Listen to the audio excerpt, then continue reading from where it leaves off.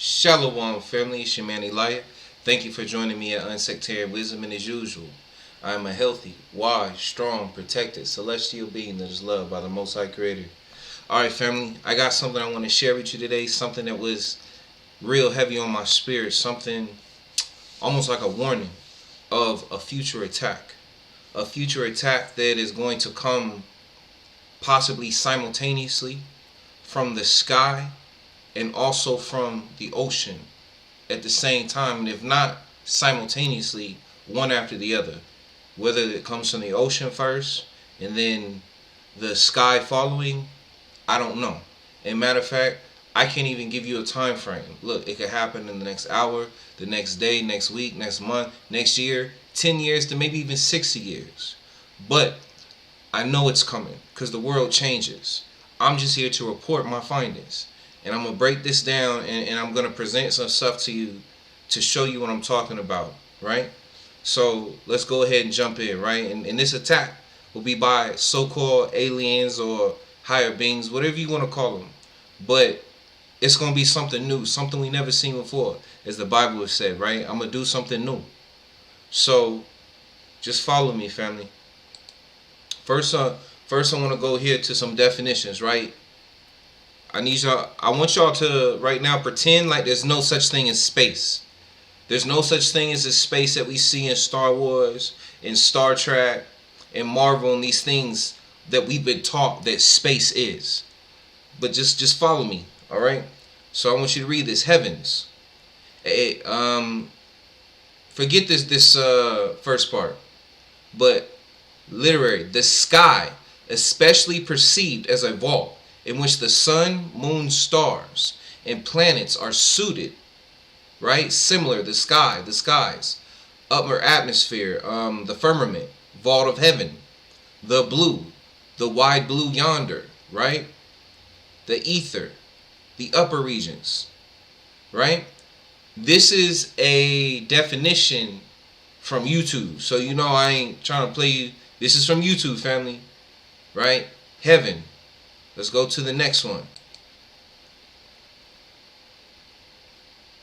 Greek word for heaven, Shemayim, is the dwelling place of God and other heavenly beings, according to the Bible. The words for heaven or heavens in both Hebrew and Greek can also be translated as sky. It is not something that exists externally, but rather part of creation. The first line of the Bible states that heaven is created along with the creation of the earth. Webster, heaven, the expanse of space. This is important. The expanse of space that seems to be over the earth like a dome. The expanse of space. Expanse of space. That word.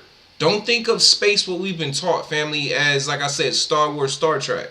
Think of space as just space, open space.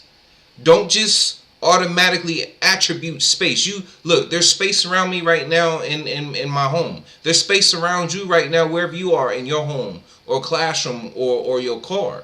Open space is air. Don't just assume it's talking about space that we've been taught in school with space with like I said, Star Trek and Star Wars and things like that. Let's read it again. The expanse of space. In order to understand these things, family said, we got to dodge the hijack. We got to look at the wordplay, get the true understanding. Heaven, not talking about this different realm, not heaven of a different realm or a different reality where there's angels flying around with wings and harps and everybody's all happy. No, that's not what we're talking about. We're talking about the sky. The expanse of space that seems to be over the earth like a dome, firmament, used in plural. Right? Okay? So it's important. Understand. Expanse of space. Over the earth like a dome. Firmament. Firmament definition.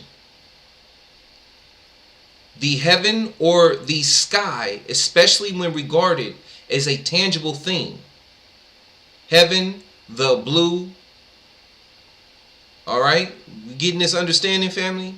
A biblical cosmology firmament is the vast solid dome created by God during the Genesis creation narrative to divide the primal sea into upper and lower portions so that the dry land could appear. All right. So family, okay, so let's go ahead now and we are going to jump into Genesis, right? So follow me. Do some reading. I'm going to read first from, okay, that's my King James. This is going to be from the King James. Remember, family, we're going to pay attention to the wording. In the beginning, God created the heaven and the earth. In the earth, in the beginning, God created the heaven and the earth. So there was no heaven and earth before until the Creator created it. So get that. In the beginning, God created the heaven and the earth. So heaven, or the sky, was created in the beginning along with the earth. And the earth was without form and void, and darkness was upon the face of the deep. And the Spirit of God moved upon the face of the waters. The waters, family. I want you to think, let's pretend like, even if you don't believe, I believe. But let's just pretend, even if you watch this, you don't believe. Pretend like what we call so-called outer space now is what the Bible says it is. And what the Bible says outer space is the deep. It is water. And remember, even water is space, right? When fish are swimming in water, it's almost like they're flying in the sky, but in the sky of the ocean, in a more dim. Remember, air is a less dense form of water, right? So the ocean, right? The ocean is outer space. Okay? So, and the earth was without form and void, and darkness was upon the face of the deep. And the Spirit of God moved upon the face of the waters. And God said, let there be light, and there was light. And God saw the light, that it was good. And God divided the light from the darkness. And God called the light day, and the darkness he called night. And the evening and the morning were the first day. And God said, let there be a firmament in the midst of the waters. A firmament. Remember what we talked about the definition earlier. Firmament is another word for sky as well, or the heavens, or a vault between the waters to separate the waters from the water. And God said, let there be firmament in the midst of the waters, and let it divide the waters from the waters. And God made the firmament and divided the waters which were under the firmament from the waters which were above the firmament. And it was so. And God called the firmament heaven. In the evening, in the morning, were the second day. Remember, and God called the firmament heaven. What were we saying? What were we reading? The definition of heaven is what? The sky. Not a different realm, not so-called outer space that we've been taught, but it's the sky. In the evening and the morning were the second day. And God said, let the waters under the heaven be gathered together unto one place, and let the dry land appear. And it was so. And God called the dry land earth, and the gathering together of the waters called he seas. And God saw that it was good. And God said, let the earth bring forth grass, the herb yielding seed, and the fruit tree yielding fruit after his kind, whose seed is in itself upon the earth. And it was so. And the earth brought forth grass, and herb yielding seed after his kind, and trees yielding fruit. I can skip this part. And the evening and the morning were the third day. And God said, let there be lights in the firmaments of the heaven, and God said, let there be light in the firmament of the sky. Remember, heaven is another word for sky. To divide the day from the night. Not outer space, which in this, remember, we're pretending like outer space is the ocean. It's the waters above and below the firmament. Because water is just an open space for fish. Remember, think about the word literally, space. Dodge the hijack, so we get understanding. And God said, let there be lights in the firmament of the heaven to divide the day. Hold on, family. And God said, let there be lights in the firmament of the heaven to divide the day from the night. And let them be for signs and for seasons and for days and years. And let them be for lights in the firmament of the heaven to give light upon the earth. Remember, the earth is the ground.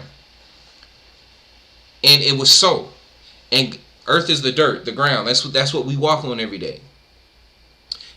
Let's not Okay. And God made two great lights, the greater light to rule the day and the lesser light to rule the night. And he made the stars also. And God set them in the firmaments of the heavens to give light upon the earth. And God set them in the firmaments of the sky to give light upon the earth. Remember, heaven is another word for sky. The blue sky, the blue yonder, the thing that planes fly in, not space, the dark space, vacuum of space that we see in Star Trek and Star Wars. And to rule over the day and over the night, and to divide the light from the darkness. And God saw that it was good. And the evening and the morning were the fourth day. And God said, let the waters bring forth abundantly the moving creature that have life, and fowl that may fly above the earth. Fly above the what? The earth, the ground, in the open firmament of heaven, of the sky, the open firmament of the sky. And God created great, hold on. About done. Yeah.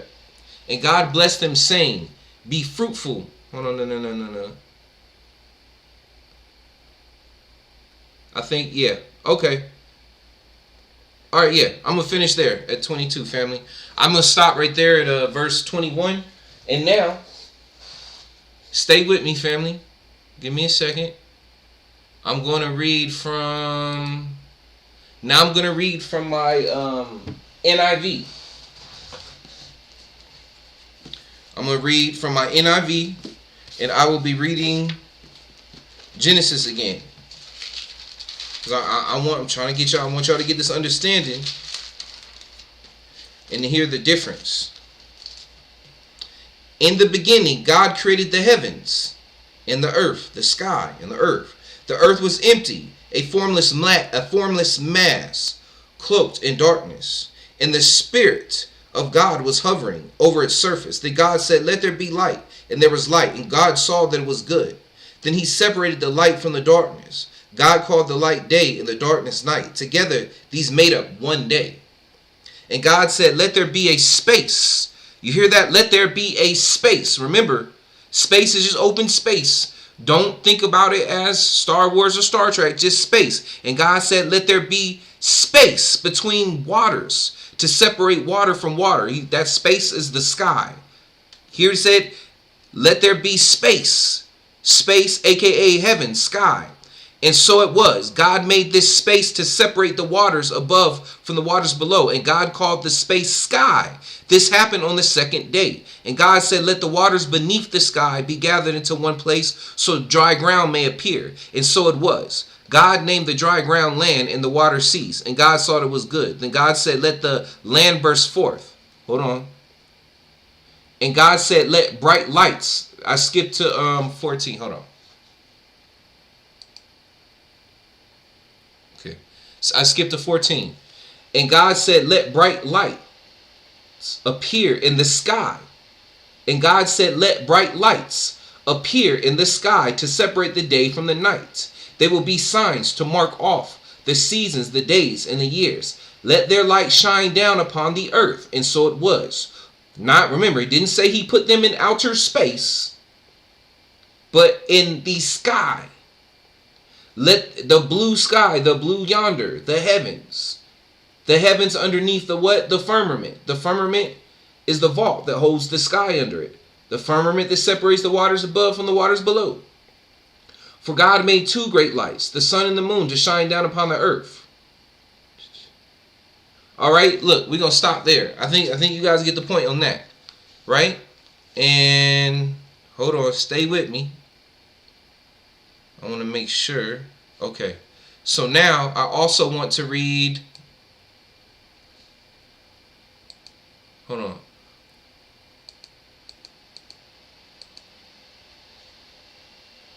All right, so family, what I want you guys to understand is, to get this I need you to understand what the sky is, because what I'm telling you is this attack that's coming from the sky, it's not from outer space like we've been taught. Like I said, with things like Star Wars or Star Trek or sci-fi shows, or what they teach us in school about what outer space is. Think about outer space as the ocean, right? Think about, if believe, just pretend for a second there's a firmament. Well, so what I'm about to tell you is these beings, or so-called aliens, what they're going to call, that are going to attack one day, are already here. You just can't see them. They're actually in cities in the sky. And you might ask, well, how do you know this? I'm going to go ahead and I'm going to read the reports for you. I'm going to show you my sources. Family, look up in the sky. Start searching. You might not be able to see them, but they're there. There are cities in the sky. Or ships, whatever you want to call them. Or city ships. Right? So let's go. There's also stuff in the ocean. Or the real outer space, right? So I'm going to start off by reading for you fams from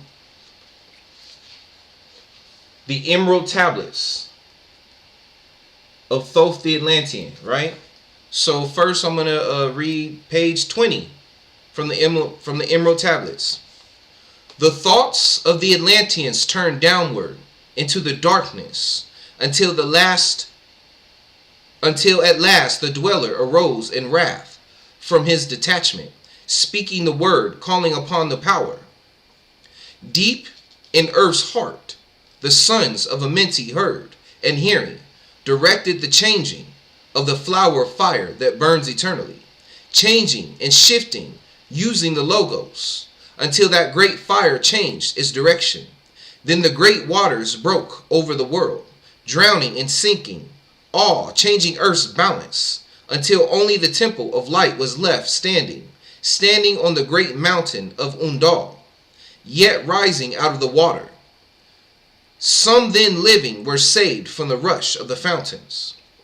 The master then called to me, saying, gather my people together.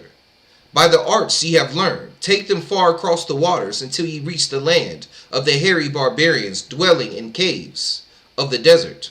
Follow there the plan that ye know of. So I gathered my people and entered the great ship of the master. Upward we rose into the morning. Dark beneath us lay the great temple. Suddenly the waters rose over it, and the great temple vanished from earth until the time appointed. Fast we fled toward the sun in the morning, until beneath us lay the land of the children of Kim. Raging, they came at us with cudgels and spears, lifted in anger, seeking to slay and utterly destroy the sons of Atlantis. I want to go back real quick and read. So I gathered my people and entered the great ship of the master. Upward we rose into the morning dark. Beneath us lay the great temple. Suddenly the waters rose over it, and the great temple vanished from earth until the time appointed. Fast we fled toward the sun of the morning. Basically, it's basically saying they left in the morning hours, family. Okay, so I hope you heard that about the ship. So now we're going to go to the Emerald Tablets of Thoth the Atlantean. We're skipping to page 52, and I'm going to read you page 52 and 53. Hold on, let me switch my page so you guys can see it. Okay, we start on page 52. Over all earth we give ye power, free to give or take it away. Gather thee now the sons of Atlantis, take them and flee to the people of the rock caves. Fly to the land of the children of Kim. Then I gathered the sons of Atlantis into the spaceship. I brought all my records, brought the records of sunken Atlantis. I gathered all of my powers and many instruments of mighty magic. Then up we rose on wings of the morning. High we rose above the temple, leaving the three and the dwellers behind. Deep in the halls, neath the temple, closing the pathway to the lords of the cycles. Yet ever to him who has knowing shall be open the path of Amenti. Fast we fled on the wings of the morning, fled to the land of the children of Kim. There, by my power, I conquered and ruled them. I raised the light, the children of Kim. I raised to light the children of Kim. Deep neath the rocks I buried my spaceship, waiting the time when man might be free. Over the spaceship I erected a marker in the form of a lion. Yet like unto man, there neath the image rests yet my spaceship, forth to be brought when need shall arise. O man, know that far in the future invaders shall come from out of the deep. Awaken then, you who have wisdom, bring forth my ship and conquer with ease. Deep neath the image lies my secret, search and find in the pyramid I built. Each to the others is the keystone, each is the gateway that leads into life. Follow the key I leave behind me. Seek, and the doorway of life shall be yours. Seek in my pyramid deep in the passage that ends in the wall. Use the key of the 7, and the pathway will fall open to you. Now unto you I have given my wisdom. Now unto you I have given my way. Follow the pathway. Solve my secret. Unto you I have shown the way. I want to go back real quick, family.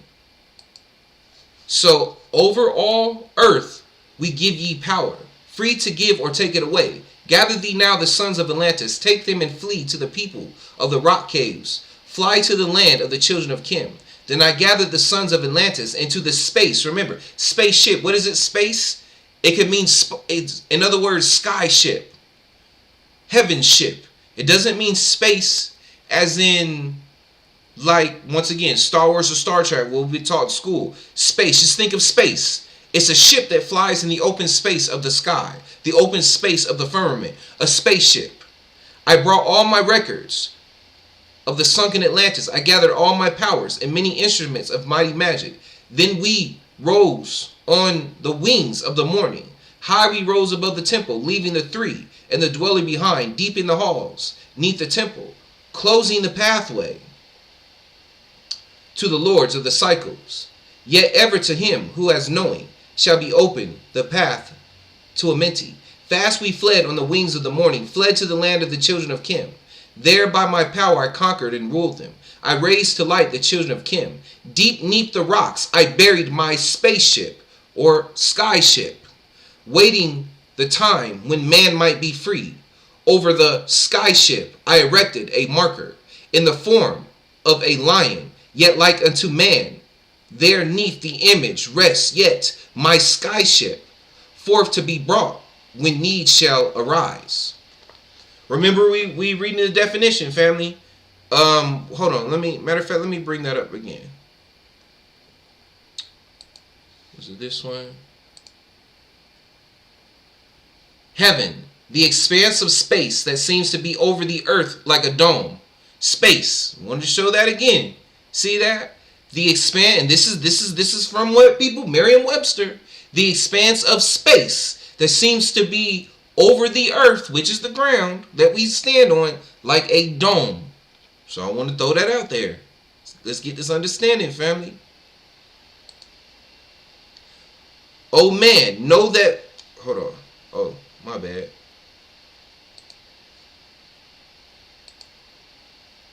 Oh man, know that far in the future invaders shall come from out of the deep. Awaken then, you have wisdom. Bring forth my ship. Now you see how it didn't say spaceship. Now it just said ship. So it could be any ship. And conquer with ease. Deep neath the image lies my secret. Search and find in the pyramid I built. Each to the other is the keystone. Each is the gateway that leads into life. Follow the key I leave behind me. Seek the doorway to life. Be yours. Seek in my pyramid deep in the passage that ends in a wall. Use the key of 7 and the pathway will fall open to you. Alright, I'm going to stop there with the emerald tablets. But family, I want to show you guys something real quick. Look, if any of you follow me on YouTube and watch my teachings and the readings I do on YouTube on this book, I couldn't find it because look, we've been far and I don't remember what chapter it is. But those who have been to my YouTube channel and who have been following me for a minute, especially as we went through this book, remember there's a chapter where it explained to us that the pyramids all over the earth are actually spaceports. Or for those who don't understand what a spaceport is, the best way to explain it is like an airport. It's a transport center. It's where you go to catch a flight somewhere else. So it says that the pyramids are spaceports, right? And where did Thoth just tell you to go look for his ship to find the clues? He told you to go to the pyramids. Because the pyramids one of their uses is a spaceport, family. And he said he hid his ship under what? The Sphinx, right? Remember, I'm trying to tell you guys, there are cities in the sky, right? So right there telling you that there are ships and that there were ships back then. All right, so let's keep going. All right, now I'm going to read. Hold on. Let me think. What was I about to read? Hold on. Oh, okay. Now I want to go to. Give me a second. Let me pull up the rights. Now I want to read something from. Because remember, I'm trying to show you guys that there are cities in the sky. Now I'll be reading from the Book of Mormon, Doctrine and Covenants, Pearl of a Great Price. This is what the book looks like. And I'll be reading from, well, you'll see it on the screen. Hold on, let me switch it over. I'll be reading from Moses 7, and I'll be reading verses 18 through 25. And the Lord called his people Zion, because they were of one heart and one mind, and dwelt in righteousness, and there was no poor among them. And Enoch continued his preaching in righteousness unto the people of God. And it came to pass in his days that he built a city that was called the city of holiness, even Zion. And it came to pass that Enoch talked with the Lord, and he said unto the Lord, surely Zion shall dwell in safety forever. But the Lord said unto Enoch, Zion have I blessed, but the residue of the people have I cursed. And it came to pass, by the residue of the people, he means the people who don't live in Zion. And it came to pass that the Lord showed unto Enoch all the inhabitants of the earth. And he beheld, and lo, Zion in process of time was taken up into heaven. And the Lord said unto Enoch, behold, mine abode forever. And Enoch also beheld the residue of the people, which were the sons of Adam. And they were a mixture of all the seed of Adam, save it was the seed of Cain. For the seed of Cain were black, and had not place among them. And after, listen, ignore that, family. We're not going to get into that right now. And after that, don't get butt hurt. Just take the knowledge that I'm giving you guys. And after that, Zion was taken up into heaven. Enoch beheld, and lo, all the nations of the earth were before him. And there came generation upon generation, and Enoch was high and lifted up, even in the bosom of the Father and of the Son of Man. And behold, the power of Satan was upon all the face of the earth, and he saw angels descending out of heaven. And he heard a loud voice saying, woe, woe, woe be unto the inhabitants of the earth. All right, so I hope y'all, hold on, I'm going to read it one more time, family, not the whole thing. And it came to pass that Enoch talked with the Lord. Oh, actually, and Enoch continued, hold on. And Enoch continued his preaching in righteousness unto the people of God. And it came to pass in his days that he built a city that was called the city of holiness, even Zion. And it came to pass that Enoch talked with the Lord, and he said unto the Lord, surely Zion shall dwell in safety forever. But the Lord said unto Enoch, Zion have I blessed, but the residue of the people have I cursed. And it came to pass that the Lord showed unto Enoch all the inhabitants of the earth. And he beheld, and lo, Zion, in process of time, was taken up into heaven. Zion being what? The city. The city was taken up into the heaven. The heaven being what, family? The sky. The sky under the firmament. The firmament being the roof of the sky. Or another word for the sky, the firmament as well. The sky, not space. The sky. The heavens are not space in Star Wars or Star Trek, but the sky, the blue sky. Let me read that again. And it came to pass that the Lord showed unto Enoch all the inhabitants of the earth. And he beheld, and lo, Zion, in process of time, was taken up into heaven. And the Lord said unto Enoch, behold, mine abode forever. The sky. All right. God lives in heaven. What? The sky. Remember, there's a difference between God and the creator. The God could just be talking about Yahushua. Let me give it to God. Remember, family, there's a difference between the creator of all things and God. I'm a God. You're a God. A God is just a spirit possessing a being. And it could be a spirit possessing a very powerful body that has telepathy powers, or is very strong, has a strength of 20 men. So to someone who doesn't have that power, will look at that person and be like, you're a god. Or a so-called human might look at a so-called alien, and because the alien has powers, like for instance, go back in the day.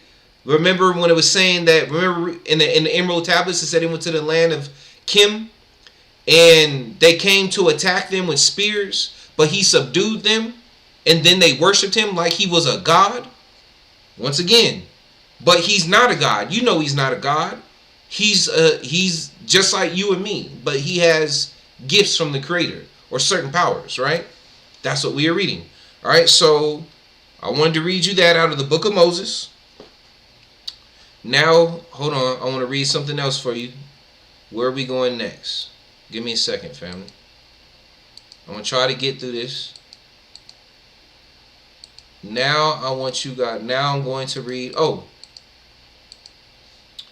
Now, I want to read to you guys from Isaiah chapter 60 and show you what Isaiah chapter 60 says. I'm reading it first from my NIV, and this is Isaiah chapter 60. Arise, Jerusalem, let your light shine for all the nations to see, for the glory of the Lord is shining upon you.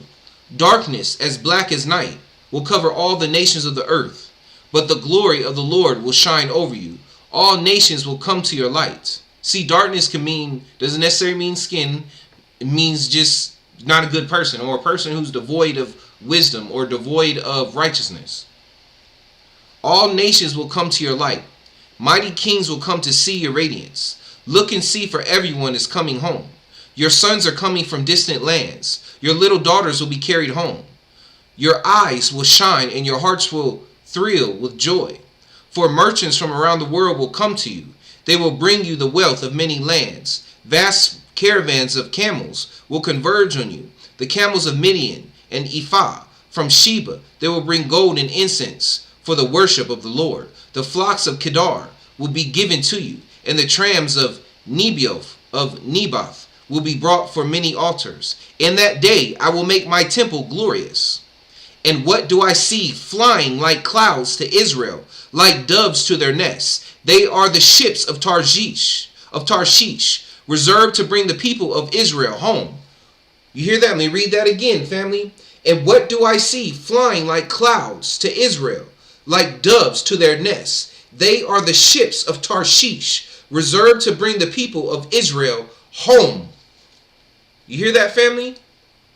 The flying ships of Tarshish, reserved to bring who? The people of Israel home. To where? The flying cities. Remember, I was just reading for you. I read for you about Enoch, right? About the city of Zion.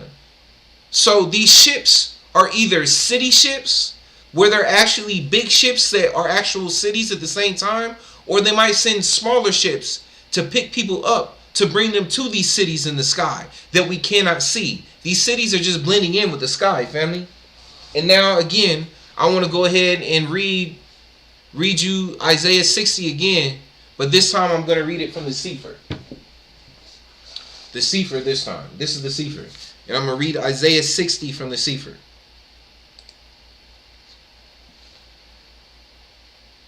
Oh, my bad, family. Give me a second. I want to make sure I'm reading. Okay. 8. All the flocks of Kedar shall be gathered together. I'm just going to start at 7. All the flocks of Kedar shall be gathered together unto you. The rams of Navoth shall minister unto you. They shall come up with the acceptance on my altar, and I will glorify the house. And I will glorify the house of my glory. Who are these that fly as a cloud, and as the doves to their windows? Excuse me, family, read it again. This is verse 8, Isaiah chapter 60. Who are these that fly as a cloud, and as the doves to their windows? Surely the isles shall wait for me, and the ships of Tarshish first to bring your sons from afar, their silver and their gold with them, unto the name of Yahuwah, Hakai. Alright? The flying ships of Tarshish. I just want to read it from a different verse from the Sefer for you, okay? Alright, family. I'm painting a picture. Just keep following me. Keep following me. Alright, now I want to go ahead and head to... Oh, matter of fact, I want to show you this video real quick while we up here.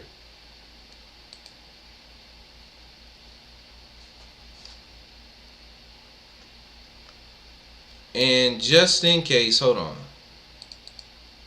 Let me put something up.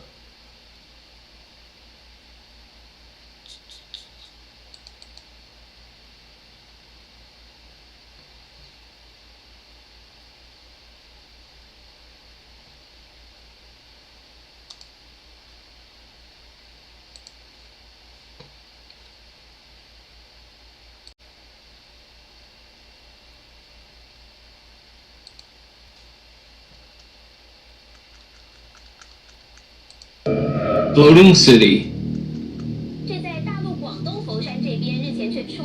This video surfaced out of China, and it looks like their city is floating in the clouds, of course. Now here's a bizarre one for you. An actual floating city in the sky. Or is it? At least 5 times over the last 6 years, this mysterious phenomenon has occurred in the skies over China. The latest strange event taking place this year. Now, it's undeniable that this is a real event, considering how many times the mysterious floating city has appeared, and each time it's been captured on camera by multiple witnesses. But opinions on just what it is vary. Now, one of the strange leading theories is that the floating city is a hologram produced by the authorities carrying out a, quote, Project Bluebeam test. Project Bluebeam is a conspiracy theory which believes that NASA plans to one day use holograms and telepathy to simulate an alien invasion of Earth or even the second coming of Christ. Another theory is that it's a portal from a different dimension, giving us a brief glimpse of a city in another part of the universe. Now, the previous theories seem more like movie plots than actual science. So, the most believable theory is that the floating city is merely a fata morgana. A fata morgana is a mirage that causes observers to see images that are sometimes upside down or stacked one on top of the other. It's caused by light rays being bent by extremely dense air. One example is when traveling on a road on a hot day and you might see water in the distance, water which will then disappear when you come close. Whichever theory is true, that's up to you to decide. UFO near Paris. In September 2016, a disc-shaped object appeared over Paris, France. A witness captured it on camera, at first believing it to be a helicopter. Only after zooming in did the skeptic begin to doubt his own theory. In the footage, it's clear that the object is not anything you'd normally see in the sky. It has a saucer shape and moves very slowly through the clouds. Now, most UFO videos are very easy to debunk, but this one seems much more realistic than most. If you look close, you can see light reflecting off the circular object. The clip also seems more believable because the camera operator actually zooms and focuses on the object several times. This video is either a special effects video created by someone who took a lot of time to create this saucer-shaped object in exceptional detail, or it's actual footage of a UFO. So, what do you think? Share your thoughts down in the comments. Alright, family. Okay, I just wanted to share that. So I think some of y'all probably seen that video before, right? So we gonna keep going though. I got some more stuff I want to share with you. So just give me a second. Let me pull up the material. Now we gonna roll to, family. I'm gonna jump to the book of Ezra. Because remember I told you the attack is coming from the sky and the sea. So I'm going to hop to the book of Ezra, chapter 13. I'm going to read chapter 13 for you. Remember, I said the attack is coming from the sky and the sea. So, I'm reading from the Sefer. And this is 4 Ezra, chapter 13. Hold on, let me show you the book again. Reading from the Sefer. 4 Ezra, chapter 13. And it came to pass after 7 days, I dreamed a dream by night, and lo, there arose a wind from the sea, that it moved all the waves thereof. And I beheld, and lo, that a man waxed strong with the thousands of heaven. And when he turned his countenance to look, all the things trembled that were seen under him. And whatsoever the voice went out of his mouth, all they burned that heard his voice, like as the earth fails when it feels the fire. And after this I beheld, and lo, there was gathered together a multitude of men out of number from the four winds of the heaven, to subdue the man that came out of the sea. But I beheld, and lo, he had graved himself a great mountain, and flew up upon it. But I would have seen the region or place whereout the heel was graven, and I could not. And after this I beheld, and lo, all they which were gathered together to subdue him were sore afraid, and yet dared fight. And lo, as he saw the violence of the multitude that came, he neither lifted up his hand, nor held sword, nor any instrument of war, but only I saw that he sent out of his mouth, as it had been a blast of fire, and out of his lips a flaming breath. And, hold on, let me switch the page. And out of his tongue he cast out sparks and tempests, and they were all mixed together, the blast of fire, flaming breath, and the great tempest, and fell with violence upon the multitude which was prepared to fight, and burned them up, every one, so that upon a sudden of an innumerable multitude nothing was to be perceived but only dust and smell of smoke. When I saw this, I was afraid. Afterward saw I the same man come down from the mountain, and call unto him another peaceable multitude. And there came much people unto him, whereof some were glad, some were sorry, and some of them were bound, and others some brought of them that were offered. Then was I sick through great fear, and I awakened and said, You have showed your servant these wonders from the beginning, and have counted me worthy that you should receive my prayer. Show me now yet the interpretation of this dream. For I conceived in my understanding, woe unto them that shall be left in those days, and much more woe unto them that are not left behind. For they that were not left were in heaviness. Now understand I the things that are laid up in the latter days, which shall happen unto them, and to those that are left behind.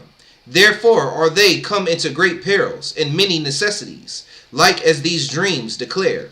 Yet is it easier for him that is in danger to come into these things, than to pass away as a cloud out of the world, and not to see the things that happen in the last days. And he answered unto me, and said, The interpretation of the vision shall I show you, and I will open unto you the things that you have required. Whereas you have spoken of them that are left behind, this is the interpretation. He that shall endure the peril in that time has kept himself. They that be fallen into danger are such as have works and belief toward El Shaddai. Know this, therefore, that they which be left behind are more blessed than they that be dead. This is the meaning of the vision. Whereas you saw a man coming from the midst of the sea, the same is he whom El Elyon has kept a great season, which is by his own self shall deliver his creature, and he shall order them that are left behind. And whereas you saw that out of his mouth there came a blast of wind, and fire and storm, and that he held neither sword nor any instrument of war, but that the rushing in of him destroyed the whole multitude that came to subdue him. This is the interpretation. Behold, the days come when El Elyon will begin to deliver them that are upon the earth, and he shall come to the astonishment of them that dwell on the earth. And one shall undertake to fight against another, one city against another, one place against another, one people against another, and one realm against another.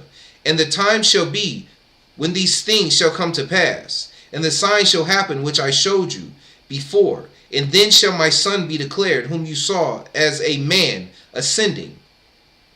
And when all the people hear his voice, every man shall in their own land leave the battle they have one against another. Hold on, family, 1 second. 1 second.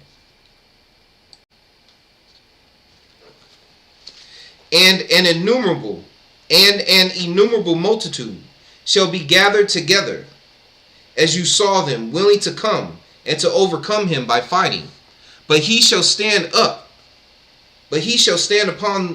the top of Mount Zion, and Zion shall come, and shall be showed to all men, being prepared and built, like as you saw the hill graven without hands. And this my son shall rebuke the wicked inventions of those nations, which for their wicked life are fallen to the tempest, and shall lay before them their evil thoughts, and the torments wherewith they shall begin to be tormented, which are like unto a flame. And he shall destroy them without labor by the Torah, which is like unto me. And whereas you saw that he gathered another peaceable multitude unto him, those are the 10 tribes which were carried away prisoners out of their own land in the time of Husha the king, whom Shalmaneser, the king of, hold on, my bad, family. Go to the next. The time of Husha the king, whom Shalmaneser, the king of Ashur, led away captive, and he carried them over the waters. And so came they into the land. But they took this counsel among themselves, that they would leave the multitude of the heathen, and go forth into a further country, where never mankind dwelt, that they might there guard their statues, which they never kept in their own land. And they entered into Peroth by the narrow places of the river. For El Elyon then showed signs for them, and held still the flood, till they were passed over. For though that country there was a great way to go, namely of a year and a half, and the same region is called Azareth. Then dwelt they there until the latter time. And now when they shall begin to come, El Elyon shall stay the springs of the stream again, that they may go through. Therefore saw you the multitude with peace. But those that be left behind of your people are they that are found within by, But those that be left behind of your people are they that are found within my borders. Now when he destroys the multitude of the nations that are gathered, he shall defend his people that remain, and then shall he show them great wonders. Then said I, O Yahuwah Adonai, show me this. Wherefore have I seen the man coming up from the midst of the sea? And he said unto me, like as you can neither seek out nor know the things that are in the deep of the sea, even so can no man upon the earth see my son, or those that be with him, but in the daytime. You hear? Hold on, let me read that last part again. And then shall he show them great wonders. Then said I, O Yahuwah Adonai, show me this. Wherefore have I seen the man coming up from the midst of the sea? And he said unto me, like as you can neither seek out nor know the things that are in the deep of the sea, even so can no man upon the earth see my son, or those that be with him, but in the daytime. Talking about the people in the ships, family. And once again, hold on real quick. I want to show you something. Let's go back just real quick. Let's backtrack for a second. And let's go back to the Emerald Tablets and read page 53. And what did it say? O man, know that far in the future, invaders shall come from out of the deep. You hear that? Invaders shall come out of the deep. All right. Okay, got it. Hold on, got some more. So basically, family, I hope y'all getting the point, the gist of what I'm trying to show you guys, what I'm trying to teach you, of what's coming. And then remember, family, they tell us the truth all the time. They tell us what's coming, right? So once again, let's look at this. Remember, who's seen this movie? What's this movie? Nope. And remember, if you've seen it, remember the ship, how it blended in with the clouds? It's the same with the cities in the sky. They blend in with the clouds. You can't see them. Just like it was saying, just like my son and his people in the daytime, you can't see them. Just like the movie Nope. You see it? Nope. Right? Look at it blending in with the clouds, right? What else? Remember the movie Abyss, family? I mean, this is an old movie from like what, either the late 90s, no, late 80s, early 90s. If you haven't seen it, go check it out. Abyss. It's about aliens coming out of the ocean. This is a scene from the Abyss. This is the ship, a spaceship that came out of the ocean in the movie Abyss. Right? Or not, or whatever. I don't know. Maybe not a spaceship, but some vessel that came out of the ocean, or a vessel that moves in the space of the sea, of the water. Yeah. Let me not go back on what I said. Okay. Matter of fact, in a usual favorite of mine, mention, as I always mention in my videos before, family, this is a pic from Stargate SG-1. No, not Stargate SG-1. This is from Stargate Atlantis. In this city, you see the city flying in the sky? This is Atlantis, flying in the sky. Just like Thoth. Talking about the city that Thoth had, the ship he had flying, with all the people on it. This is another scene from this. Now this is from Stargate SG-1, and this is from an episode called The Nox, where they had a flying city. Here's another pic from Stargate SG-1, flying city. Anybody remember the movie or the book Gulliver's Travels? Remember, family, they've been telling us the truth for so long. There are cities in the sky, family. There's Atlantis. This is from Stargate Atlantis again. The city in the ocean. It flies and it's in the ocean. Here's from Gulliver's Travels again. Okay, hold on. I got some more for you. Let's see. What else did I want to show you guys? Actually, I think, yeah, that's it, family. Yeah, okay, yeah, that's it. That's it. Okay, I think so. Hold on. Let me check. Let me make sure. I don't want to leave without giving you guys all the information that I was supposed to. Okay, yeah, that's it, family. So, I hope you enjoyed it, family. I hope you enjoyed this information. Oh, actually, no. And I want to tell you guys about something that was on my mind today, and I've brought this up before, but I want to bring it up again. Oh yeah, before I go, family, I want to share one more thing with y'all. I forgot. Oh yeah, I wanted to yeah, that's what I was forgetting. So, here's some interesting information. So let's think. Oh, also think about this. Bible Gateway, Revelations 21. Then I saw a new heaven and a new earth, for the first heaven and the first earth had passed away, and there was no longer any sea. I saw the holy city, the new Jerusalem, coming down out of heaven from God, prepared as a bride beautifully dressed for her husband. Remember, heaven is what? The sky, family. New Jerusalem could be the name of a spaceship. It could totally be that, family. So, just saying, just throwing that out there. New Jerusalem could definitely be the name of a spaceship. Just throw that out there. Also, here's some I thought this was interesting. Some as I was looking up for more info, I thought this was pretty interesting from this website, thirdhour.org. This is what someone wrote. What made the city of Enoch so special was not the buildings, but the people. They became pure. And so the city also became pure. It slowly ascended into the heavens, meaning the ancient Hebrew view of the heavens, cosmos. It didn't necessarily go to the celestial kingdom, for example.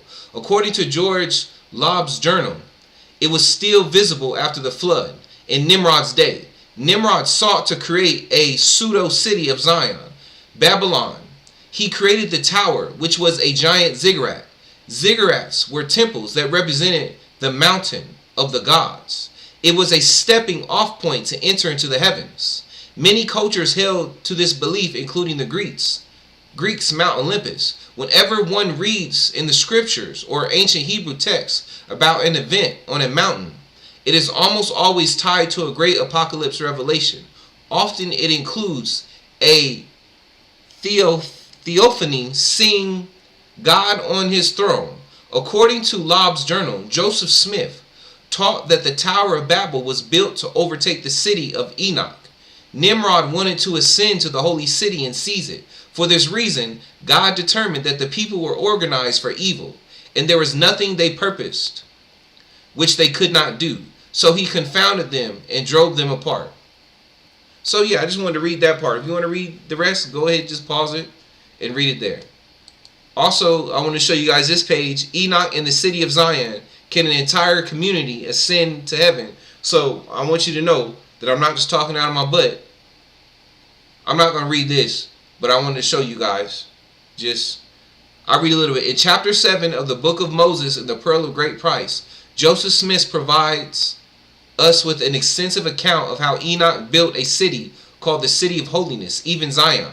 We are then told that Zion, in process of time, was taken up into heaven. Similarly, Moses 7:6-9 states, and Enoch and all his people walked with God, and he dwelt in the midst of Zion. And it came to pass that Zion was not, for God received it up into his own bosom. Once again, family, remember, there's a difference between the Creator and God. Yahushua is a God. I'm a God. You're a God. We're all gods, but we are not the Creator. So the God that he could be talking about, that Enoch was talking to, who was in the midst of the city, could have been Yahushua. And Zion, New Jerusalem, the name of the city in the sky, or the spaceship, New Jerusalem. And here's another one. The city of Enoch. Enoch and all who lived in Zion, his city, were so righteous that Heavenly Father took the whole city up into heaven. In the last days, the city and his people will return to earth and be a part of the New Jerusalem. To help you remember that these great events are coming, you will need heavy paper, glue, scissors. Oh, it basically is showing you how to build this. You see this, the clouds, and then you can tape the city in the cloud. I thought that was pretty cool, so I just want to show you. I thought that was interesting. But anyway, family, yeah, now I'm really done. But I didn't want to forget to show y'all this. Show you some of this. And I didn't get the idea from this. Like I said, I was hanging out with my uncle today, and just this stuff was coming to mind and come to my spirit. And it was on my spirit to share with you guys. So I want to share this information, family. Look, it's coming, family. I'm telling y'all. It was on my spirit. I know. It may not happen today. It may not happen tomorrow. Maybe not next week or in a month or even a year. Maybe 10 years from now. Maybe even 60 years from now. But know this day is coming. Those flying ships of Tarshish are coming to get the people of the Most High. Are coming to get those who are worthy to go live in Elysium, in the cities in the sky, family. They up there, family. You just can't see them. So, without further ado, family, shalom. I'll catch you later. Once again. So, I spoke this before, but it was on my spirit again today about Adam and Eve and how the Garden of Eden in the Bible, or Adam and Eve, is possibly an allegory. Like the Garden of Eden is actually a womb, and Adam and Eve are actually twins, are brothers and sisters within the womb of their mother. And the Garden of Eden represents the mother's womb, because when a baby's in a womb, right, it's protected, isn't it? It's protected from the outside world because the mother protects it. But it's also, the baby's provided all the nutrients that it needs was in the womb. And remember, when they're in the garden, they were protected and they could just pull food off the trees, right? They didn't need nothing because they had everything they need, just like a baby in the womb. Protection and sustenance. But in order for those babies to grow and to become more and to experience life, they eventually, see, religion tells us that it was bad that they left. But in my belief, from my studies now, it is my belief that it was the will of the Creator for them to eventually leave the garden. Otherwise, they wouldn't have grown. They wouldn't have experienced. That's the point of life, to experience, to build, to serve the Creator. You can't serve the Creator if you're too scared to leave. If you're always at home and you don't want to leave. You know, because in the garden, there was no growth because they had everything given to them. But remember, like a baby, in order for a baby, or us who used to be babies, and in order for us to grow, what do we have to do? We had to come out the womb, and then we went through life, and we are who we are now.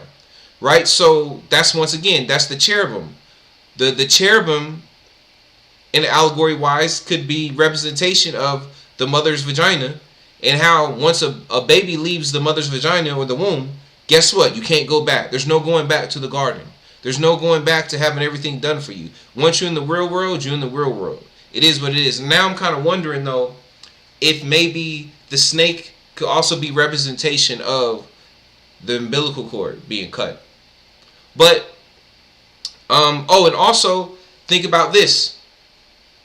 Think about twins in a womb, right? It may have not started out as twins.